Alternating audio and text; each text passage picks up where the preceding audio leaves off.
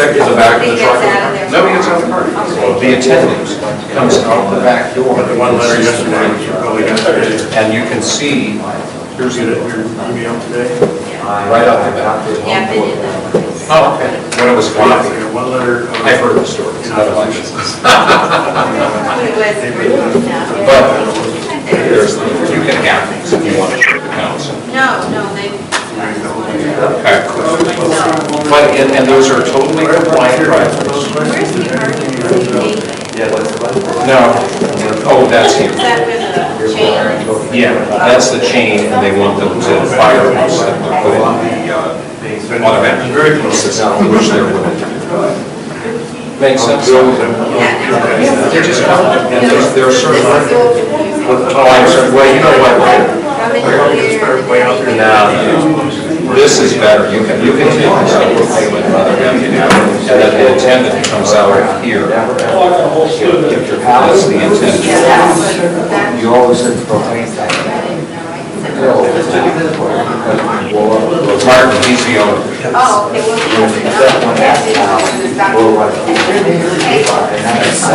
No, that's for, if you have an automobile, it's an option. But the building's being used for the attendant who uses it. right, and nobody is stopping there to pay. No, not. And you're not swapping anything out in this building. That's it. And then, and frankly, you know, they don't know anything about this traffic, the anticipation is not. You know, Justin has done numbers. The vice president, Martin's son, has done all the calculations. He said, we don't expect, we may get 25, you know. We do too. Yeah, but what I'm saying is initially, they don't even.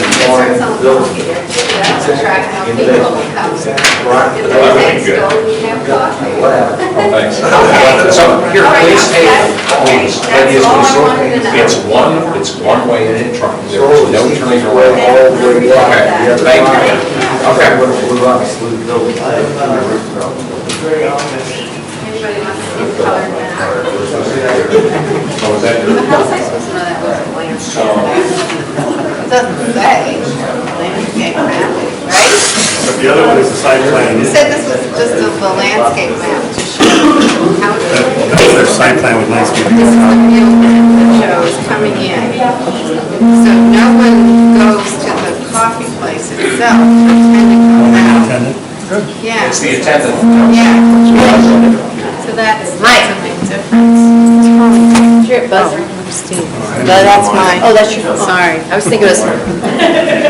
Hey, Christine. I'm just gonna start a meeting in a couple of minutes. No. Oh, no, Sean. Yeah, it's okay. Oh, okay. Wish I had gone home now. Oh, okay. Got in an hour or something like that. Yeah. Right. You know, Sean took his time. You do a smoothie. Over at 7, so. My wife historically takes Claritin Day, Yeah, full John. starting about probably February. She started putting a tablespoon of honey in her smoothie. Good, yeah. I'm Sean. And she's had one Claritin this entire season. Wow. Honey must be a great Well, product. local honey, and I've read this forever, your local honeys will actually almost cure your allergies. Makes sense since they're the bees that pollinate the That's flowers. right. And we didn't think about it until just the other day, and I said, I haven't seen you take Claritin. She said, I haven't had any allergies.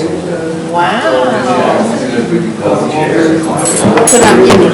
I had no idea it was such a loud vibrate. I'm thinking the whole thing was, I was hearing it up there. Yeah, I know, it was really loud. I thought it was Henry.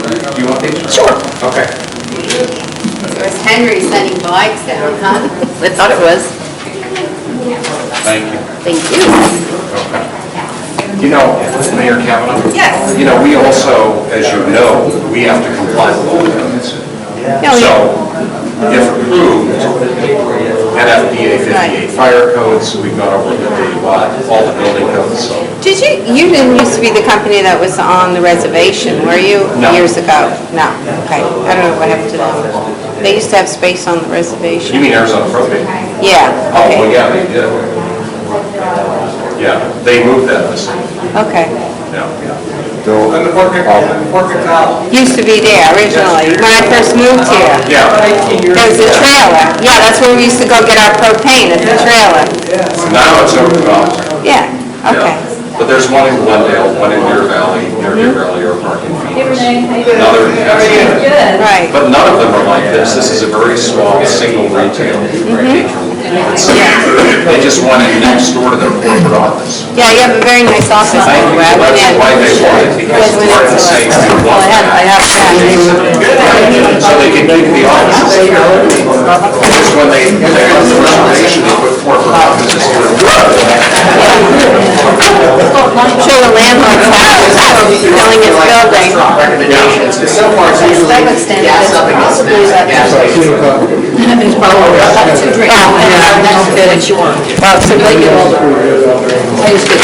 If anybody wants to look at this now,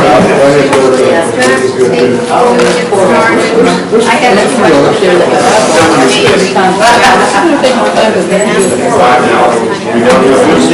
He's out.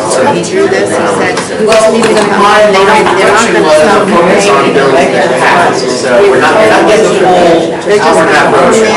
You can pull right up here, and then it's 10 inches that feet. And you won't find your way back. Give you an idea. And this is based on the same Tomorrow by person. 11 Get a.m. out of there. So we're leaving at 6. This is where the. So I'm looking to get home. You should have the instructions, right? 'Cause it makes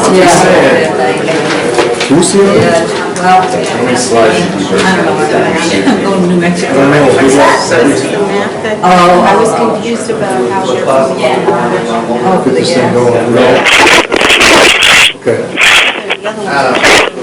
And then I will see you in May, or at the end of May. Is that right? Here, this is the thing, someone gets out, so. Well, actually, that's what I wanted to know, They have because, a car, you service them, and then they exit, or they come in this way. Was that same intentional? thing, they never leave there. but ultimately, I'm The Second Amendment's And for that's fire only for the protection. defendant. But right, my Out next that message. door. Only a lawyer would find that.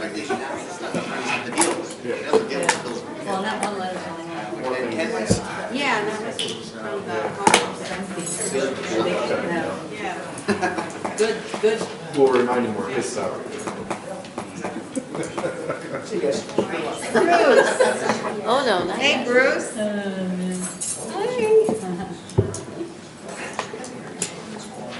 Hello, Bob.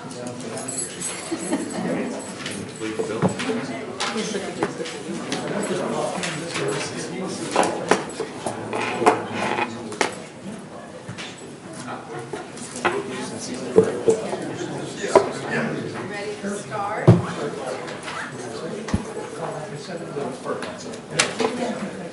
Were you responsible for this?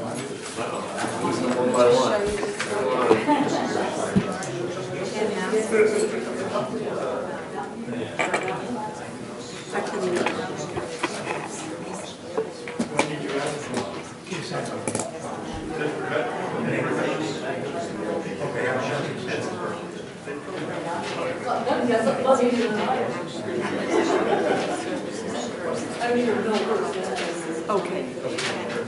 Or they go this way, they get service. Whether it's a small tent or whatever, they never get out. Okay, that makes it more, yeah, I because couldn't figure. you know, when I was same thing, doing, right? okay, but then where do they turn this person? Exactly, I or didn't if know they how that come worked. this way, I said, are they gonna turn That- around? yeah, and then I go did the over exact same there? thing. Yeah, so that's, She chuckled because she got it right away. She was there's the pink door, they come out You the know, pink door. I think it's nice, nice to have this views and landscape, and right now it's just. Yeah, I guess they're gonna do this. But right now it's just, right now it's nothing to the. So I guess they can do a little bit. I did this one too. I told him, I said, sell coffee too. That would be about as good as the water bill, $28,000. So they might actually communicate us. It's always flowing this way, and we're down here, so maybe we can, slingshot some of it. Yeah, the fountain.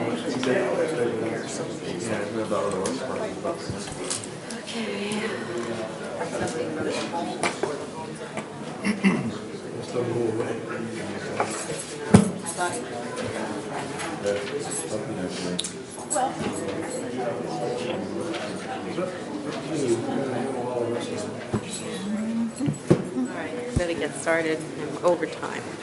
Ready? Call the meeting to order. Please stand for the Pledge of Allegiance. Pledge allegiance to the flag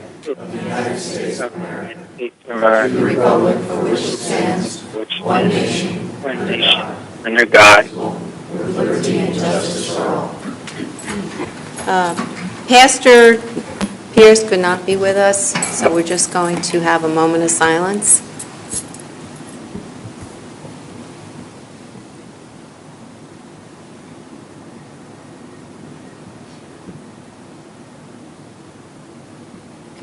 Okay, thank you very much.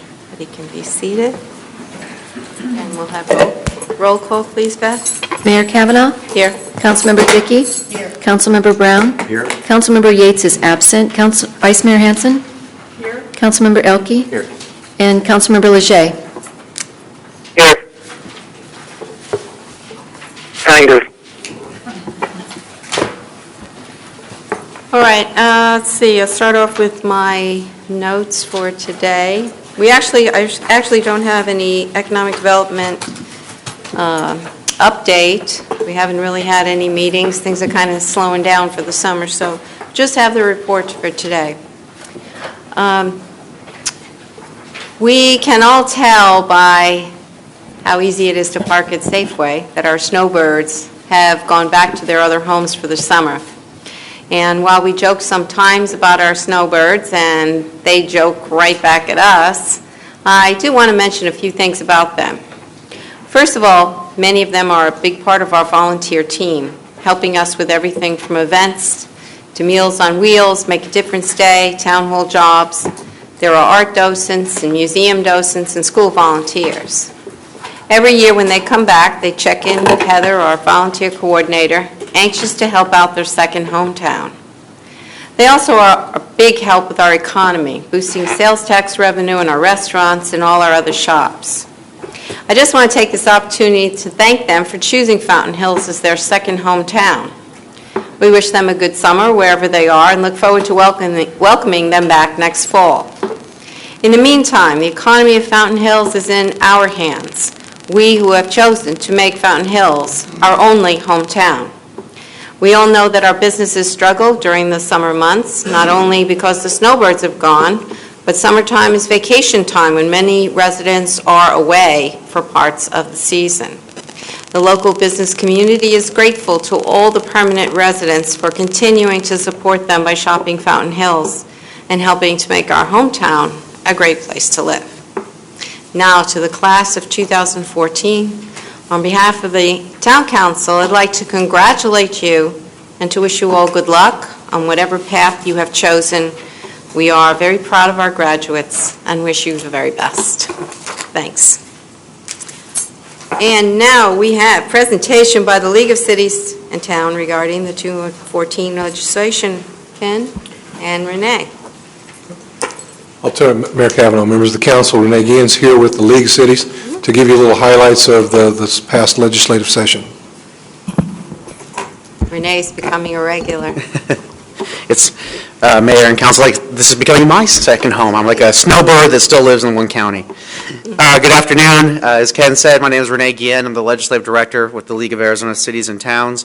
And what I'll be presenting on tonight is sort of our legislative overview. I'll give you kind of sort of the general highlights of the legislature and then focus on the bills that passed that have particular impacts on municipalities. So this is not a comprehensive list. I'll just kind of give that preface. I certainly welcome your questions. I really didn't address bills that were defeated since those really won't require any implementation or any change in existing policies. In addition, we are finishing work on the new laws report, which is a document that the League produces every year that does summarize all of the legislation that will have an impact on municipalities. And so there'll probably be some email from Matt Lohr in our office that will hit everybody's inbox to let them know let you know that PDF is available. And so with that, I'll get started, and feel free to ask any questions. And I was just telling these fine gentlemen over here that I have to be in Tucson tomorrow, so hopefully I'll be as short as possible, and I'm actually going to time myself so I can try to be on task and not ramble too much. And now I have to figure out which screen I want to look at.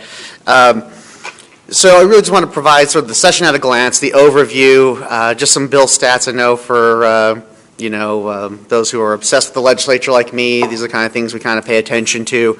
So the legislature did finish their session on April 24th. That was the 102nd legislative day. Just by comparison, last year they adjourned after 151 legislative days. So this is a significant decrease. I think it was back in 2011 when they were actually able to adjourn in 100 days. So this is actually a pretty quick session given recent history. So the general effective date for new legislation will be July 24th, which feels like it's just around the corner. Usually we're used to a August, September general effective date. This year there were 1,205 bills introduced. Those are just, again, bills. That does not include memorials and resolutions. That's a little bit higher than last year.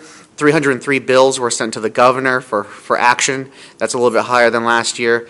278 were signed, which again is higher than last year, and there were 25 vetoes, which actually is on par with last year. Last year there were 26 vetoes, so you had less bills but the same amount of vetoes last year, which I think also is reflective of the fact that last year was a more contentious session with regards to the legislature versus the executive. Some key issues from session that I wanted to hit on. These are not necessarily municipal issues, but these are sort of just the, railbird, water cooler kind of talk of what are the things that got attention or that people would talk about.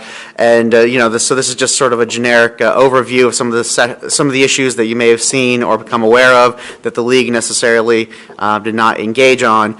But obviously the exercise of religion was probably one of the first bills of the session that we saw attention paid to. Common Core, or can't even remember the new acronym, Arizona's Course for Career. I don't do education, so I don't know the acronym. It's basically ACRES. But Common Core was a topic for a number of individuals and was a subject of a handful of bills. We called them school vouchers, but empowerment scholarship accounts or school choice, I guess, is a maybe bigger topic, again, became an issue at the legislature.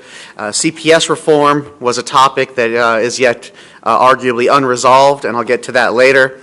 Campaign finance was a topic in addition to House Bill 2305 from last year, which greatly increased contribution limits in Arizona. We also had another Supreme Court case, McCutcheon, that really expanded Citizens United regarding the ability of government to restrict one's voice when it comes to financing or donating money to elected candidates. Ride-sharing services, I put that in quotations. That's how it's been categorized by the media. The funny thing is that when I think of ride-share, I think of park and rides, I think of carpool programs, Van-Tran, but in this case, this was the discussion of UberX and Lyft, the little pink mustaches. I don't know if that's made its way to Fountain Hills yet, but it really is sort of a fee-for-service ride. I consider it a taxi program. The only difference is that you access it through an app and you can negotiate the rate. It's not necessarily a mileage rate, but it was the subject of conflict between the Department of Weights and Measures and the companies themselves. And then the last issue was taxability of solar panels.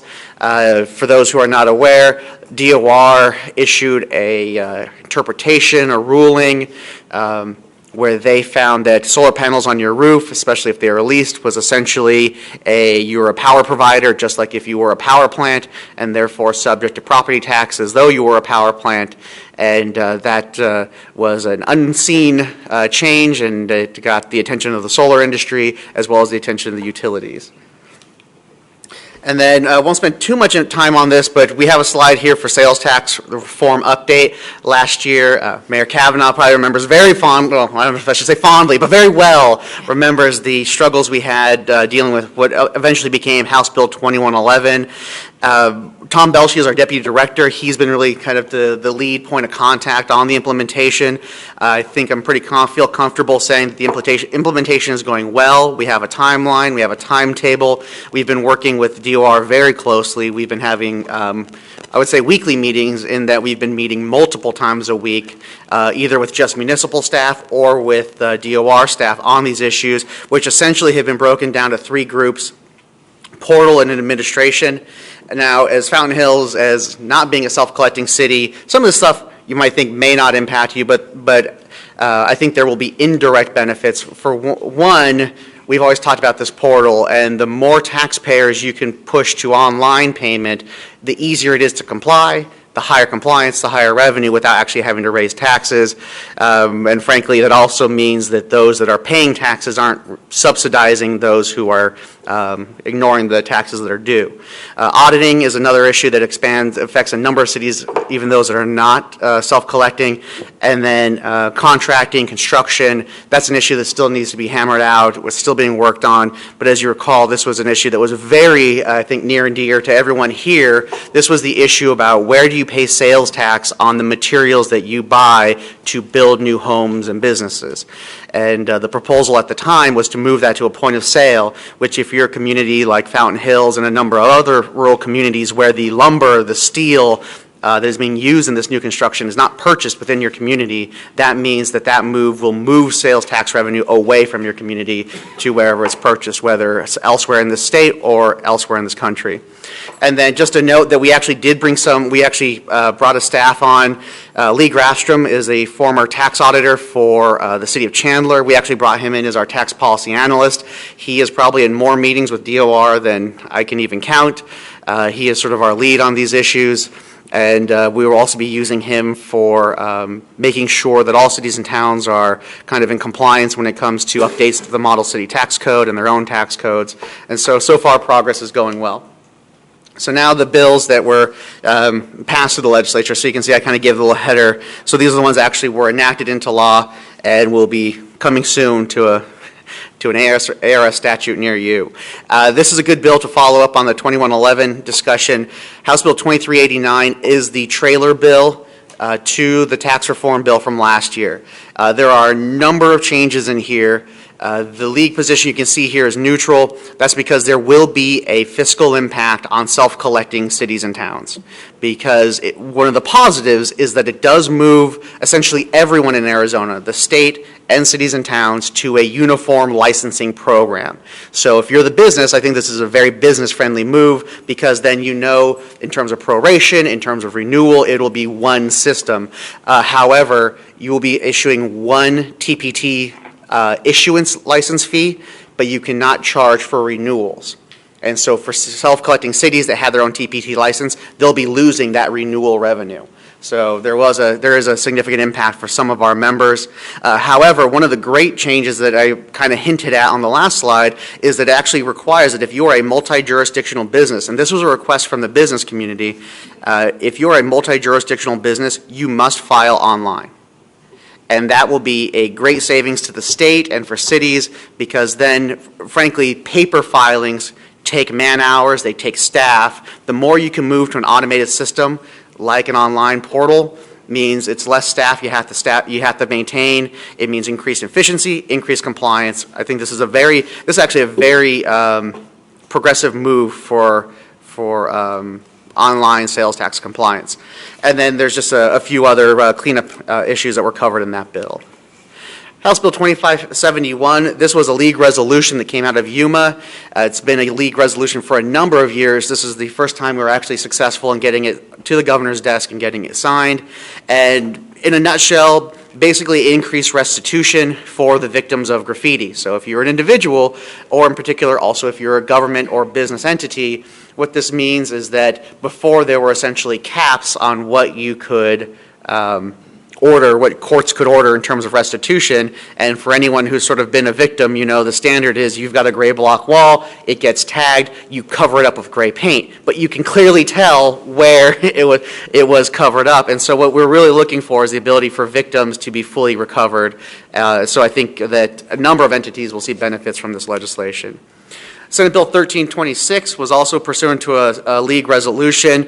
This is not necessarily the desired outcome, but this is hopefully one step in many to try to get state parks back to the level that it once was, some sort of viable, self-sustaining funding mechanism. What this really is, as signed, is a checkoff box on your Arizona income taxes to where you can make a voluntary donation to the State Parks Fund that would be solely for their use.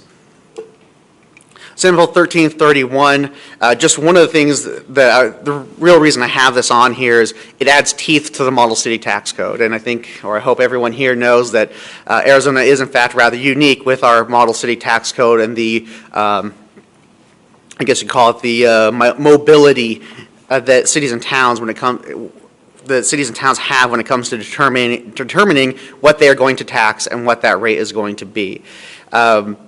This basically says that if a city or town makes some changes to their local tax code, if it is not reflected in the Model City Tax Code official copy, which is maintained by the Department of Revenue, if it's not reflected on there, it is not valid.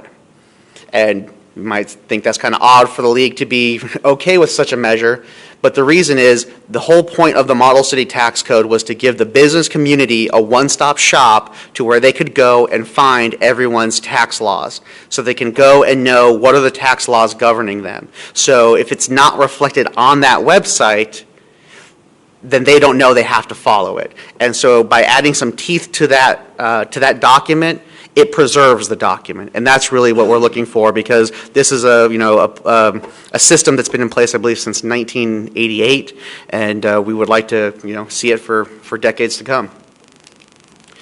Senate Bill 1413. This was a bill that was part of the governor's tax reform economic development package. This was not our labeling. Some people thought it might have been an Apple bill because Apple locating in Mesa received a number of headlines.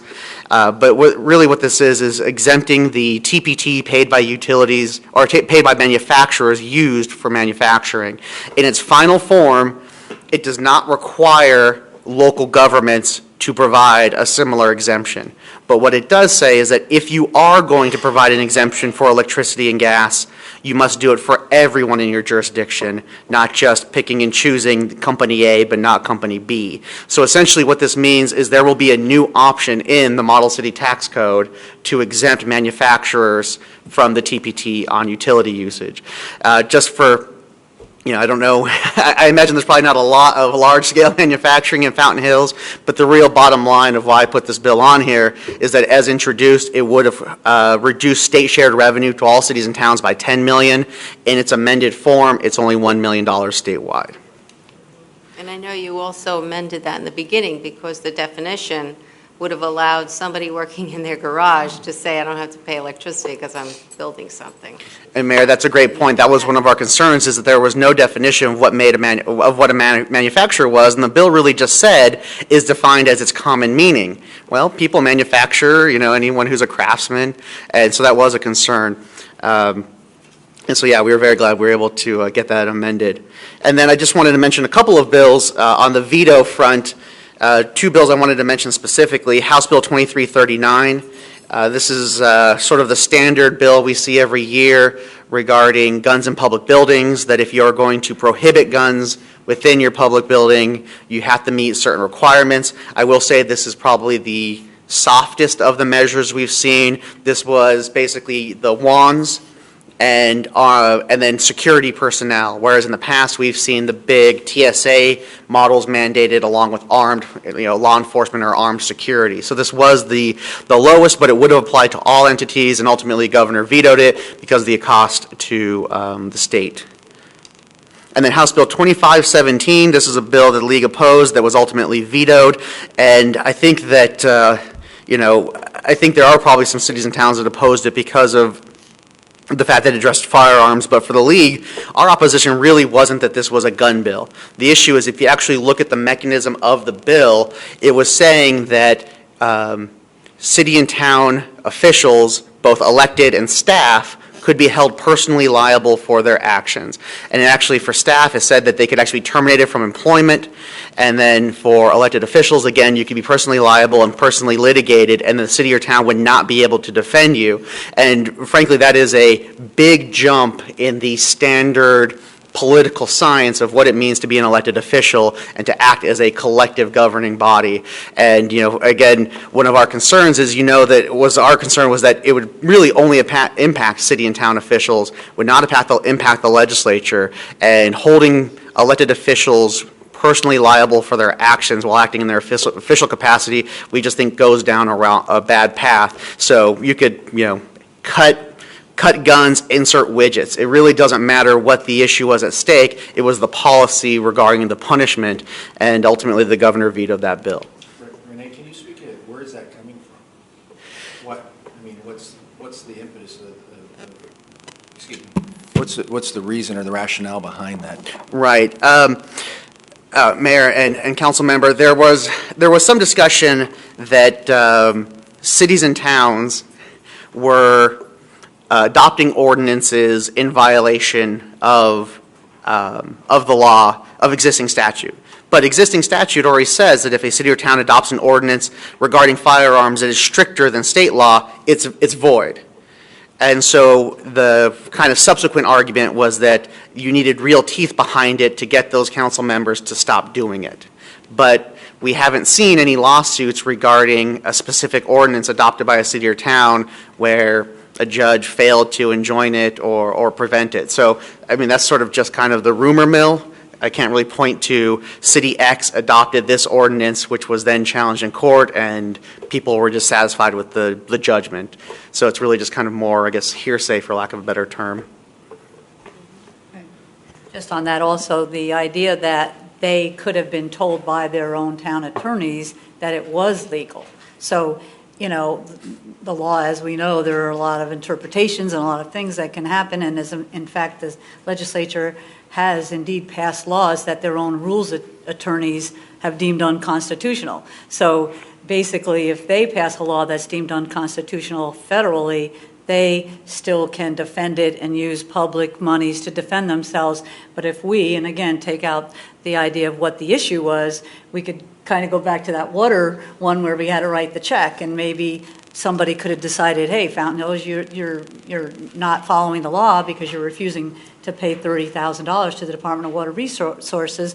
And in that case, if an attorney told us, hey, we were within our rights to do that or made that interpretation, we would have no standing, we would be personally liable, we could be removed from office. So again, it's an unprecedented attack on, I think, a long understood agreement, gentleman's agreement if you'd like, but of what elected bodies can and cannot do. And I think that goes right to the surface of that, or right to the source of that. And council member, thank you for highlighting. One of the points I didn't mention was that, it actually specifically said that following advice of counsel did not provide a defense. And I think that on, good city and town councils on controversial or confusing or complicated issues oftentimes do seek legal counsel for advice and consult. So it would have been an interesting bill to deal with its implications had it passed. And then additionally, we also we do occasionally bring up the slippery slope, camel's nose on the tent, but if it's guns today, is it zoning tomorrow? And people say, well, that's kind of fear-mongering. However, once we saw statewide concern used once or twice in state law and statute, you start to see it pop up in every bill now in an attempt to preempt local authority. You're a very suspicious group. We have to. We're looking out. And then I just want to mention some other vetoes very quickly. and in particular, the top one, House Bill 2024, aggressive solicitation and offense. This was a bill that I think was sponsored by Representative Kavanaugh in light of a court decision, I believe, regarding a Flagstaff ordinance for panhandling. And what's interesting is that in her veto letter, Governor Brewer actually highlighted that she thought local governments are the better place to address this issue.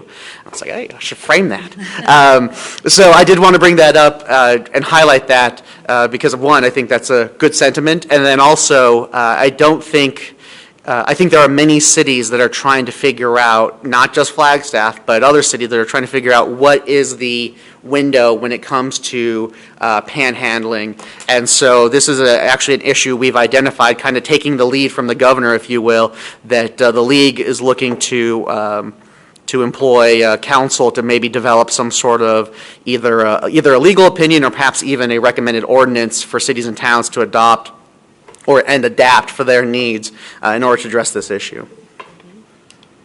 And then potential upcoming issues. Can I ask you, just go back to that one. I was just curious, I don't know, I know you're not always in the governor's head while she does things, but the income tax revisions, that puzzled me because here she was pushing the electricity tax exemption to say that's going to stimulate business, and this was capital investment that would have definitely stimulated business, yet this one she vetoed. Any clue as to? Well, Mayor, her veto letter, I think, was also equally confusing, especially for the sponsor. I think especially in light of the fact, for those who may not be aware, Representative Mesnard actually had an income tax study committee looking at a number of issues, and I think he might have felt a little caught off guard by the veto. And, if I'm speculating, and again, this is pure speculation because I'm not in the governor's kitchen cabinet, my guess is over her tenure, the governor has pushed for and signed a number of tax reforms, and those all have a price tag. And I think that perhaps she was looking at what's the totality of all those efforts and what does this do for that price tag. And she's been very, very acutely aware of the fact that in fiscal year 2017, pretty much any way you look at it, we're heading to some hard times at the state level again, and I think that might have been her main driving concern. Right. And there was another bill that I kind of lost track of, so I don't really know what happened to it. I think it originally started with UMA. It was requests, FOIAs, and I know there was a lot of back and forth on that. What happened to that one? Yeah, and I actually, it's one of the ones we have a list for, but I actually pulled it off because it didn't pass. Okay. But it took a number of forms. It was House Bill 2419 or 2414, depending on when you looked at the striker. But this bill is addressing a long-term issue that we've dealt with, which is how do you deal with public records requests that are overly burdensome or onerous, and it's always been a very tough area for us because it's a very fine line between putting city employees in a position to make that judgment call when you have legitimate requests, and an onerous request isn't necessarily one that's extensive because media will do large pieces that require a large amount of research. So it's an issue we've always struggled with, and we actually sat down with the Newspapers Association and we actually worked out an agreement, and actually we being the league and the Newspaper Association, essentially codifying some comments that were in some case law regarding public records. Unfortunately, the language that was agreed upon did not show up in the agreed upon form, and as a result, I think that raised some concerns on the part of some of the legislators, and the bill ultimately failed in the Senate. We have actually talked to UMA to run that same issue with the language that was agreed upon as a resolution this year, and I've actually already had conversations with the Newspapers Association of just introducing it clean and make it clear that the league's on board, newspapers on board. We think this is a good compromise that will protect the public interest, but still, empower custodians of public records. Mm-hmm. Okay, thanks. So stay tuned for next year. All right. On potential upcoming issues, special taxing districts, I think continue to be a target. I know one bill that the league did not get vocally engaged in, but was involved with, is House Bill 2379. This is a bill that would have impacted, in particular, county library districts, which again, not a direct municipal function. However, many of our members do rely on their county library districts, and so that bill was actually defeated in the process. And then there was a bill, and I thought of this when I was here last time, because there was a bill that would have hindered the viability of community facilities districts. And so there are a number of cities and towns that have those and use those as an economic development tool. Developers sometimes not only rely on them, they actually ask for them. And so we really wanted to preserve that as a tool. Thankfully, both government and the development community came out and was able to defeat that, but I imagine that will return next year. And Mayor, you already hit on income tax reform. Obviously, the bill was vetoed, and then a number of gubernatorial candidates have been discussing different income tax reform proposals. So I really do think we will be dealing with that next year. Budget transparency and accountability. There are a couple of measures that we at the league weren't too worried about. I don't think Fountain Hills has to be too worried about, but we do have some cities and towns that have a hard time complying with state transparency requirements regarding posting your budget for a certain amount of time and having certain documents available. So we did want to highlight that as a note. And then finally, impact fees. As you may recall, in 2011, House Bill or Senate Bill 1525 was signed. It was a pretty massive overhaul of the impact fee structure in Arizona. I'm going to try to not make eye contact with Andrew because there's no way I can compare to his knowledge on the issue. I probably know like 1%. You guys are very blessed to have a very knowledgeable and competent attorney on that issue. But the moratorium that was kind of instituted when the governor signed the bill will be over. And so we've already been contacted. We've had some early conversations with the Home Builders Association of Central Arizona, and we will basically be back at that again. And so we want to make sure people are aware of that. And then I can kind of go over in a very brief moment just to say we're not done with the session truly, even though the regular session's done. The governor has made it very clear that she plans to call a special session to deal with CPS reform and to create her new replacement entity for overseeing child welfare in Arizona. And then the latest that I don't think impacts Fountain Hills greatly is a likely special session to deal with PSPRS, in particular in light of the Fields decision that threw out the COLA adjustments from Senate Bill 1609. Now I'm just throwing out random letters and words and numbers. Basically pension reform, we'll call it that. And then I just wanted to highlight a couple of things. In particular, we are actually looking to host a gubernatorial debate this year at the League Conference. I hope you guys can attend. We'll be in downtown Phoenix, and hopefully our conference will actually be, the debate will be 1 week before the primary. So we are actually hoping it'll be a little exciting. At least for one party. The other party, there's no real primary worry there. And then, obviously, we're always looking to next session. And so with that, Mayor and Council, I went over by 7 minutes. I apologize. But with that, I'm available for any questions. That was our fault for questions. Any questions? Yes, Councilman Brown. Thank you, Mayor. Backing up to 2389, I'd like a little clarification. Customarily, we will maintain 7 business licenses in different municipalities. Are you saying that we'll go back to only 1 for the state? Or? Mayor and council member, for self-collecting cities and for DOR, they have many self-collecting cities have a TPT license, but no business license. And typically it is your program cities that will have a TPT license and a business license. So business licenses will not be affected by 2389. Only the actual TPT license that you need for the privilege of transacting business in Arizona is what will be a one-time fee, but will still be renewed annually. Does that answer your question? Will be renewed annually. Yes, okay. Yes, but with no fee. Okay, got it. So, and I guess maybe just as further clarification, my understanding is most cities and towns that are on the DOR program will have a business license that has, what's your business classification and various information. Self-collecting cities and towns combine that with their TPT license. So it's actually, their TPT licenses are a much longer, extensive form than what DOR uses because they've combined them. And so essentially what this means is that your self-collecting cities will have to now separate them again. But how much you charge for your business license and what your renewal scheme is, that will be up to you guys. Thank you. Okay. Sure. Councilwoman Dickey. Thank you, Mayor.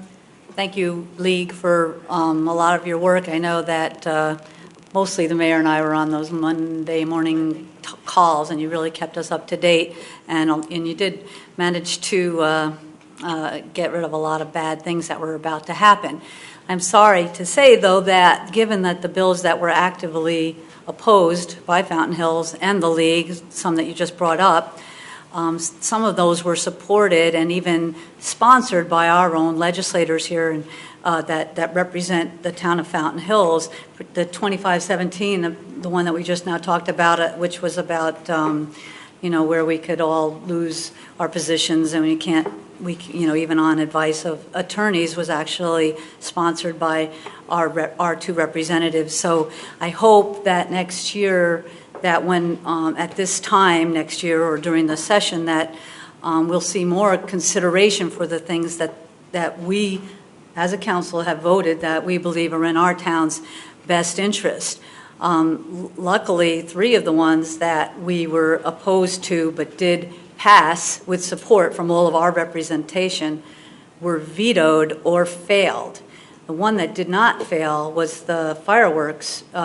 We have to, because the town of Fountain Hills had decided, okay, we know we have to sell fireworks, but we don't have to allow the use. And that's a local decision that we made based on our proximity to the desert and things like that. So then the bill did pass, again, with 3 yes votes, that said that we have to allow firework use within the town on, I think it's Those like windows. before the 4th of July and then Christmas. So again, there needs to be accountability, and it's not that usual that our council has been as active as we were this year, literally voting and sending letters, and almost all of those were supported or sponsored by our own legislators. So I applaud what you did. You were able to, and with the governor, to have a lot of those not pass, but we need to be vigilant as always. And Mayor and Council Member, thank you. And it's interesting you bring up 1158. I mean, that's one that we opposed, and our view is that cities and towns should have the authority to decide both regarding the sale and the use. We do have a fantastic champion in Karen Fan, who supports that policy as well. We've commiserated over the difficulty of pushing forward such a policy. But I guess, my only consolation is we haven't given up, and that's where we'd ultimately like to see the state return to where both counties and cities and towns have the ability to decide what's best for their community, given that you have different wildfire risks and hazards depending on where you are in the state. Thank you. Any other questions? All right, Vice Mayor. Just real quick, thank you for the presentation. Is this something new the League is doing this year? I don't recall this overview in the past. Mayor and Vice Mayor, I guess I should be self-aggrandizing and say, well, since I became legislative director, Go right ahead. well, since I became legislative director, I love cities and towns. I mean, my family is originally from Bisbee, so I love smaller towns. I love rural towns, and any excuse to get out and visit. And I'll be completely honest. I love this time of year because I get to get out, and it's nice to see. I hate to say this because it's so disparaging to the legislature, but it's nice to see like normal, real people and interact, and not have everything be so political. But we normally do what we call the road show, which is where we tour the state and give presentations. We kind of try to do it regionally, but the truth is we usually do them during the day, which means they're more highly attended by staff, and we try to get regional staff. And so I guess I am trying to push that, we have, and I'm glad Councilwoman Dickey brought this up, because you do have 2 people who are very active in our Monday calls. And so the nighttime council presentations, I suppose, at the end of the day, is kind of a new thing. I'll be in Goodyear in a couple of weeks presenting to their council. So we've normally done it during the day for staff, but I would like to get out in front of more mayors and councils. So I guess it is something kind of new. And so I'm glad you guys liked it, because I love driving out here. So be careful. I might become a staple. All right, well, of course, I've thanked you on numerous occasions for Monday Monday morning conferences. They were so informative. Your research was impeccable. You know, you kept us, as it started to get complicated too, you know, sometimes it was hard to follow everything. And, you know, I mean, here it was Monday and I had nothing to do, right? That hour. Yeah. I was waiting for you to call. But yeah, thanks for everything that you've done all year. Look forward to the league conference. I know that'll be a good experience again this year. So thank you for coming. Thank you, everyone. Thank you. Thank you for having me. Okay. All right, we'll go on to a presentation by Fire Chief Randy Roberts regarding the town's recent ISO Public Protection Class Survey. Ken? And right to Randy.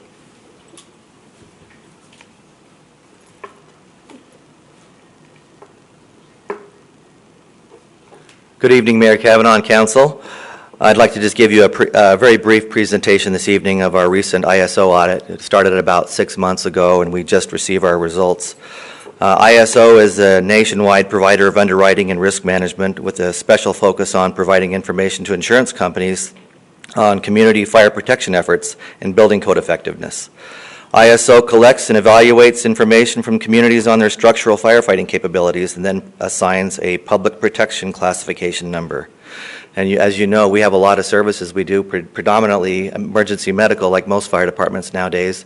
We also do brush fires and all those kind of things, but none of those things matter with ISO. It's all about structural firefighting capability. And a community that gets a good public protection class gets much better fire insurance rates than a community that has a poor classification. The factors that go into their classification are where you get points that are based on standard criteria in these 4 areas. The first factor is our emergency communication system that includes radios, communications infrastructures, and dispatch center effectiveness, and that's 10 points, and that's of course provided by Rural Metro Corporation. Next is the fire department that we have right here, including staffing, training records, fire trucks, their capabilities, and the geographic distribution of fire stations, and that's worth 50 points in the rating. Third factor is water supply that is provided to us by fire hydrant system that's owned by EPCOR, and they rated very well, and that got us most of the 40 points that was available to us. Last is community risk reduction, which gives extra points for those communities that employ effective fire prevention practices, and that's an extra 5.5 points. So we got a scale of 1 to 10, and using ISO's fire suppression rating schedule, they assign a public protection classification. Class 1 represents the best public protection. Class 10 indicates no recognized protection. Historically, Fountain Hills was rated a 4 until 2009 when we were evaluated, and we barely were able to move up into a Class 3 rating. So that was an exciting time for us, but we barely made it into that just by the skin of our teeth. With our recently completed evaluation, we were pleased that we were able to increase our points, which basically solidified our 3 rating. We weren't able to move up higher, but we got into the mid-range of the 3. And this chart represents fire departments across the country in 2014 and how they rate. And you can see our Class 3 right there puts us in the top 8% of all fire departments. So we're pretty good company there. And we can expect another audit. They seem to come around about every 4 to 5 years, so we'll be looking forward to that one as well. And with that, I will be happy to take any questions you might have. Any questions for the chief? No? Okay. Thank you very much. Thanks. Thank you. Okay. Moving out of our presentations, do we have any speaker cards? No, Mayor. Okay. We'll go on to our consent agenda items as listed, 1 and 2. Can I get a motion to accept as written? So moved. And a second? Second. And I need a roll call vote for that, please. Councilmember Dickey? Aye. Councilmember Elke? Aye. Councilmember Leger? Aye. Vice Mayor Hanson? Aye. Councilmember Yates is absent. Councilmember Brown? Aye. And Mayor Kavanaugh. Aye. Mayor 6-0. Thank you. Regular agenda items, public hearing to receive comments on a proposed special use permit to allow Arizona Propane to install a 12-foot diameter propane tank within a walled enclosure and to install additional landscaping and other site upgrades at 17251 East Shea Boulevard. Okay, and Bob? Thank you, Mayor, members of the council. This application by Arizona Propane is for a special use permit. It's to establish the retail propane gas vending station at the property formerly known as Kern Plaza, is now Shea East Plaza at 17251 East Shea Boulevard. Property is located on the southern end of Shea Boulevard in the Shea East Commercial Plaza, formerly known as Kern Plaza. Arizona Propane currently has their office in the existing office building there. The plaza also has a vacant coffee kiosk and a vacant commercial pad. The property is on the southern town line and abuts the Pima Maricopa Reservation on the south and the Fire Rock Estates single-family residential neighborhood on the west. This plaza is zoned C1, which is neighborhood commercial, and dispensing fuel has been determined to require a special use permit in this zoning district. The proposal is to install one 12-foot diameter propane tank for dispensing the fuel. The tank will be within an 8-foot tall gated block wall enclosure. The enclosure will be constructed to match the existing plaza architecture and colors. The station attendant will be responsible for filling the customer's tanks and accepting payment. He'll use the existing kiosk as the station's office and point of sale. Additional landscaping has been proposed to help soften the visual impacts without blocking the visibility from Shea Boulevard. The existing chain across the rear emergency access drive will be replaced with a motorized gate with an Opticom system for emergency vehicles only. This is a blow-up. On the left is the walled enclosure. It will be block walls with a gate. The gate will face the kiosk. It won't face the street. And the planned blow-up on the right is note that there are 6 parking spaces which are being replaced with a curbside pullout for customer vehicles being serviced at the tank. It's the pickup truck, it looks like in the picture. Parking still remains in conformance with the ordinance requirements, and the existing traffic flow pattern will remain the same after construction. Section 2.02D of the zoning ordinance indicates that 4 primary factors should be considered during your review of a special use permit application. Any special conditions that influence the location of the proposed use, the location of the buildings, parking, etc., should be logical and reasonable. Traffic won't be adversely affected on or off-site, and there will be a minimum or no effect on nearby properties. The Planning and Zoning Commission forwarded a recommendation to approve this special use permit.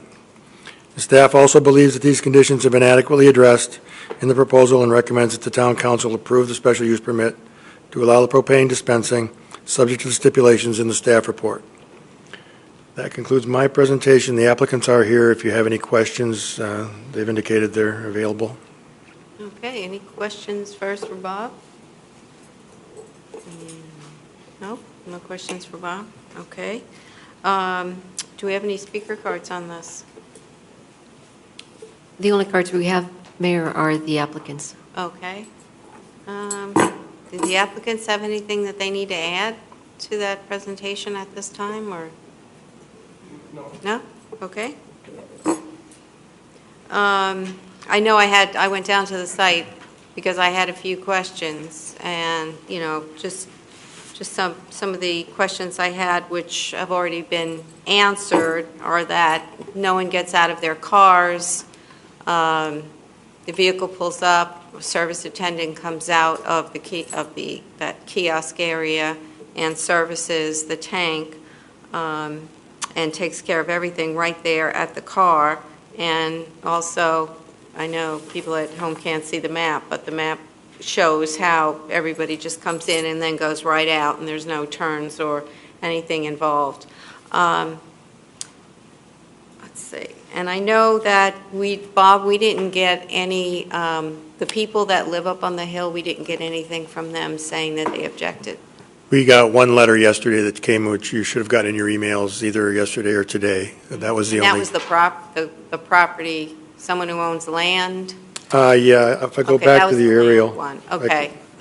Because I know when I walk the site, there's those two houses that are up on the hill, but I don't think we This heard vacant anything. lot right here is where from that them. person owns. Okay. All right, then. Anything else? Just a couple, Bob, if I could. What type of, I'm naive to this, but what type of businesses, what type of vehicles will be coming through to get the propane? I mean, who do they service primarily? Well, the applicants are here to answer that question if you want to, but my understanding is it's their typical gas propane tanks for your barbecue on up to like an RV that may come in and need their tanks full. Okay. Are there other, in town, are there other tanks of similar, that provide similar service? There are other tanks in town, none of them are this big. I think within a couple businesses down, the Circle K has a 500-gallon tank, I believe, right behind them. And there's a couple of others like that around town. So this is primarily, as you said, for people refilling their tanks, their barbecue tanks for their barbecuing. Sorry. And then you said RVs and things of that sort. Okay. Maybe I can ask the chief a question too, just regarding safety. All right. Yeah. It's not going to be the chief. Assistant chief. I was just curious. Councilmember Elke. Thank you, Chief. Can you just speak to the safety of the location of this propane tank and maybe make me feel warm and comfortable about having it there? The fire code has limitations for how close the tank could be to the property lines. A tank 2,001 gallon to 30,000 gallons can be within 50 feet of the property line. We're well beyond that. Yeah, we're about 100 feet. Right, and so we meet that stipulation. The other thing that's a little bit different from my aspect for the safety of a professional propane dispensing facility is that you can really go in and see the training that goes to the attendants. It's actually a relatively safe process. They've got a plan. We'll also do a fire analysis for the site. They'll have a written fire plan on site. NFPA 58 also requires some fire suppression appurtenances to be built into it. They're required to have fire extinguishers. This size tank, anything over 4,000 gallons is a little bit, has more requirements on it. There are things, remote shutoffs, no sources of ignition within a minimum of 10 feet. And my experience with this, with a lot larger facilities, is that they're relatively safe. Again, it has to do with the training of the personnel that are there, the types of equipment that they're filling, and the safety features that are part of that tank and system. So. Okay. Vice Mayor? Kind of along the safety thing, is there anything about this tank that would make it more of a safety hazard than, say, the gas station that's just a little west down Shea? Mayor, Vice Mayor Hanson, my experience is, again, with the larger tanks, they're actually probably a little bit safer based on the fact that we do have trained personnel there working with it. They're all designed that when they're working properly, that when it heats up a little bit, you might smell propane if you're around Four Sons or if you're around that Circle K. They're designed to vent, and so that's so that the pressure doesn't build up in that tank. One of the other things that goes with that fire analysis would be our capabilities as a fire department to come in and take care of an incident with that. One of the things that we've learned from a major disaster many years ago is that we don't necessarily put the fire out in the beginning. We're going to go ahead and protect the exposures, protect the tank, and then eliminate the source of the heat once we know that the tank has been properly secured and that we don't have a situation where the expanding vapor is going to be an issue. So it's a combination of all of us working together. We also do the same thing with the tanks at Four Sons and Circle K, which are the other two retail tanks in town. So. Anything else? No? You have I just have a question for Bob. Sure. For Bob. Because I know he wants to come back up. Bob, do you know what the anticipated hours of operation are going to be? No, not off the top of my head. 8 to 5? Yes, basically it would be 8 to 5. In the winter, our traffic is a little heavier than in the summer. In the winter, we'll probably have Saturday hours. Maybe you could step up to the mic. Hi, my name is Greg Perkins, and I'm the Thank you. Chief Financial Officer Okay. for Arizona Propane. Thank you. And so, yes, our hours of operation in the winter tend to run 6 days a week, where in the summer they cut back to 5 days a week, usually 8 till 5 o'clock. So Thank you for coming up, sir. So I might understand then it's Monday through Friday, 8 to 5, and then during the winters when you're more busy, it's going to be Monday through Saturday, 8 to 5? Correct. So closed on Sundays? Correct. Okay, thank you. Yes. And I just have one additional question. I know the letter we got from that landowner he had a question about when no one's there. I mean, is there a problem with the safety factor when no one's there, No, there really isn't. As the Assistant Fire Chief said, that these are relatively safe tanks. You see these propane dispensers in many retail locations, and the reality is that we've been in business for 41 years now, and we have never had an emergency situation with any of our tanks because they're all very well maintained. And we have many years of experience in looking over these things. So, Okay, thank you. Great. Any other questions? Speaker cards? No, Mayor. No speaker? Did you have something you wanted to add? Sure. Come on up to the mic. David Ross, Ross Design Group Architects in Scottsdale.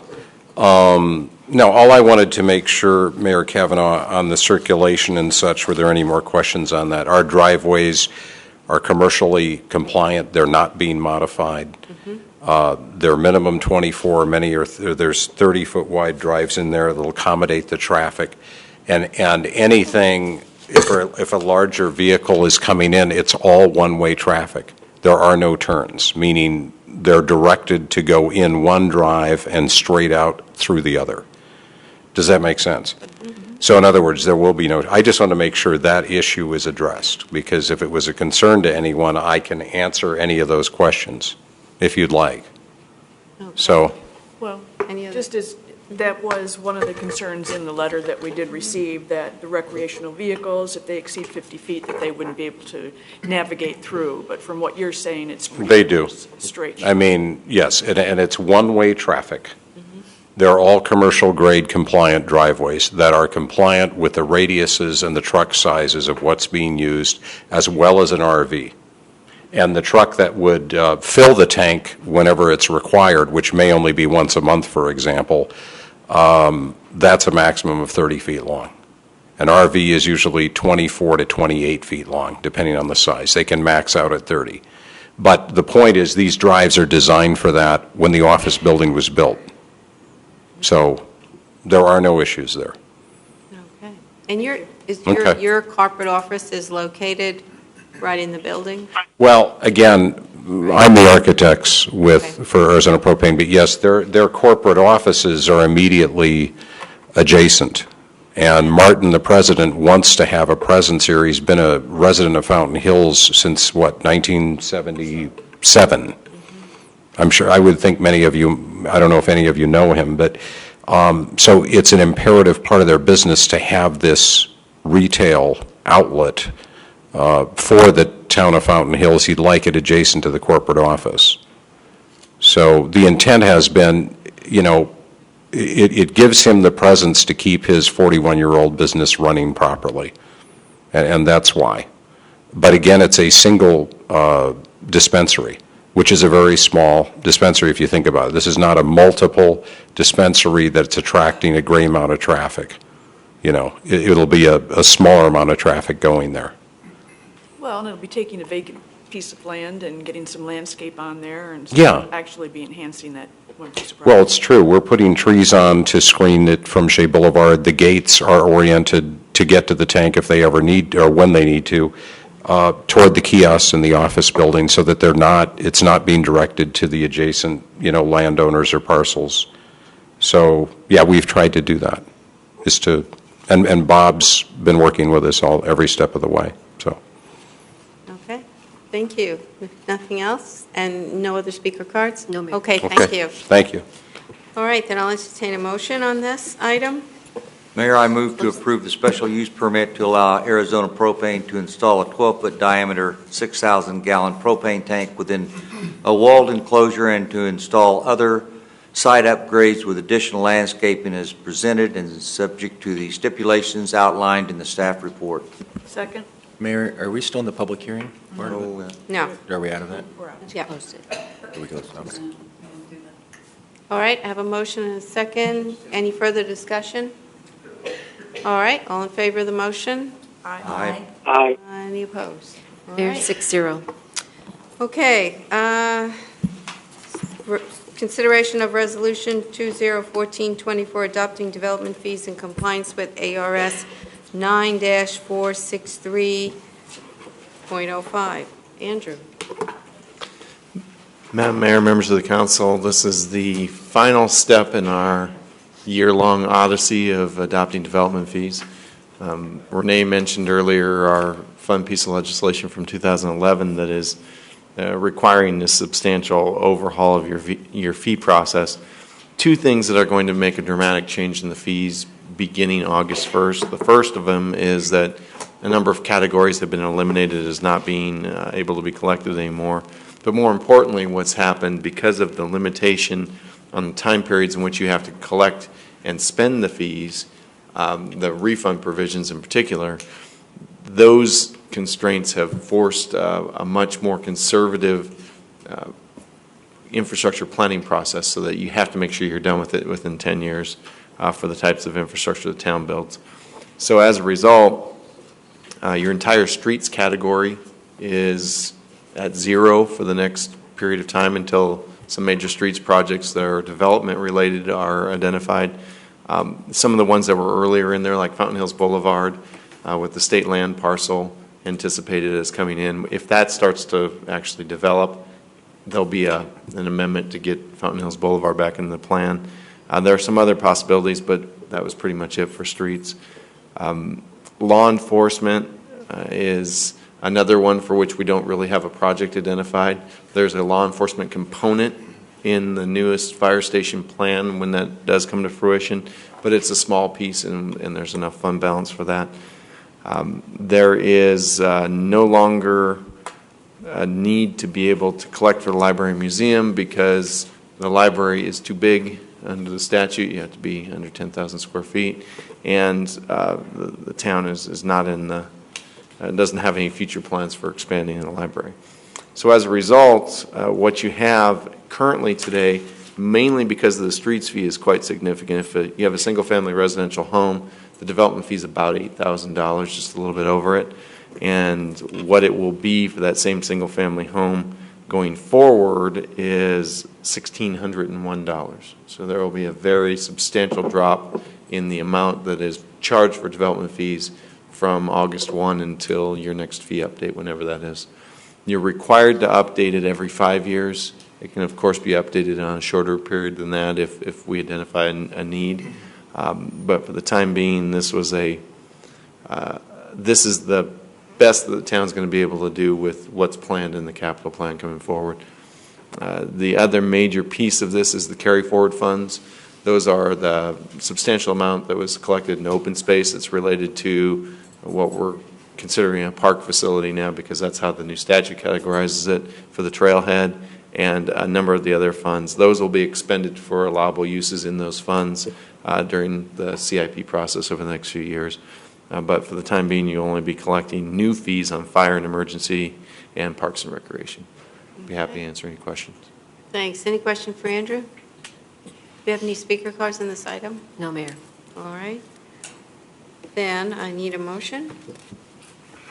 Mayor, since we've been looking at these for months now, I'll move to approve Resolution 2014-24 adopting development fees in compliance with ARS 9-463.05. Thank you. Second? Second. And any other discussion? All in favor of the motion? Aye. Any opposed? Aye. Mayor, 6-0. Thank you. Consideration of approving the Second Amendment to the Fire Protection and Emergency Services Agreement with Rural Metro Corporation. Ken? Mayor Kavanaugh, members of the council, again, we have a current fire protection and emergency services agreement. Will reach its conclusion of its initial 5-year term as of June 30th of this year with Rural Metro Corporation. The agreement permits the extension of 2 additional 2-year terms upon agreement of the town and Rural Metro. Second amendment will approve the first of the 2 permitted extensions continued in the agreement up to June 30th, 2016. It's staff recommendation that you approve the Second Amendment. All right, thank you. Any discussion or questions for Ken? If not, no speaker cards? Oh, I'm sorry. Go ahead, That's Councilwoman okay. Dickey. Thank you. I just wanted to say this my one last time about this, that you're well aware I always advocate for our own Fountain Hills Fire Department. And in light of events over the past few years, this limited extension, 2-year extension, would give Rural Metro a chance to prove and show their financial stability, while at the same time continue to allow the town to explore our options as we go forward, trying to make the best decisions, obviously, for our community. But that said, I want to tell you that I remain confident, of course, in the professionalism and the experience and the ability of our firefighters and paramedics to keep us safe, and we really appreciate what they do. Anybody else? I second that. Oh, well, I guess, do we have an That's all in amendment? Do you want the favor? amendment? Did we already have an amendment? No, I don't. Is there any speaker cards? No speaker cards. Okay, Mayor. then go right ahead with your amendment. Okay. I'll move to approve the Second Amendment to the Fire Protection and Emergency Services Agreement with Rural Metro. And I'll second that again. Okay. Any other discussion? All in favor? Aye. Any opposed? Mayor, 6-0. Okay, number 7. Ken, do you have anything additional that you need to add? No, Mayor. Okay, number 8, summary of council requests and report on recent activities. I've already done mine. Does anybody have anything they want to say at this time? About anything? I do. Councilwoman Dickey. I always do this at this time of year. First, we always remember at this time of year our friend, public servant, and my fellow Jeff Gordon fan, Kathy Nicola. She passed away while a member of this council 9 years ago, so 2005, so on May 19th. So we miss her and thinking of her family, as always. I also wanted to mention that on May 1st, Councilman Leger and I were over at the school, at Four Peaks School, middle school, conducting interviews for what they call C5, which is a 5th grade community simulation.